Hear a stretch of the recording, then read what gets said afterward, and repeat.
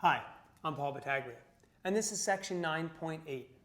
So now students have seen how to integrate and differentiate vector-valued functions, so it's time to put that into motion and apply it. So the essential question we would like students to be able to answer at the end of section 9.8 is, how do I use calculus to describe the position, the velocity, and the acceleration of a vector-valued function? So the great thing about this is we get a chance to show students how we work with things that they've somewhat seen before. We'll start off with a nice notation review. This is what we do for position: x of t, y of t.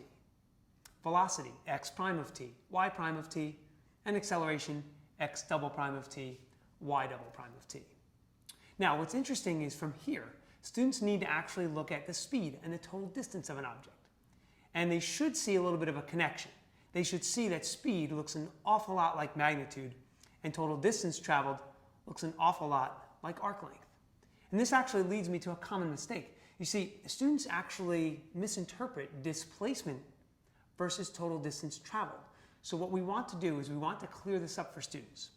Indicate to them that if we're trying to find the displacement of a particle, that we're really just integrating the velocity vector, each component. However, if we are trying to find total distance, in that case we're integrating the speed or the magnitude. Now the other mistake that I tend to see a lot is actually students trying to balance their use of calculator versus no calculator. And believe it or not, I actually see more problems with the calculator. So we'll try and do the first couple of problems in class without use of a calculator, and then we'll go to their graphing utility. Because what I want students to do is I do want them to feel comfortable inputting the necessary functions into the calculator using the correct modes, but I don't want them to be reliant, and I don't want them to use that calculator syntax, things to look for there. So now I can ask my students much more intense questions with a much deeper variety of material. So for instance, I might give them a 3 or 4-part question that says, okay, here's a vector. Tell me the velocity and the acceleration of this vector at a specific point in time. Next, tell me the speed of this vector. And then sometimes I like to ask them, when is the particle at rest? And one really great question is to ask them where a particle is. Where's the position of this particle? And now what they have to take into account is not just how far the particle's traveled, but its initial position as well.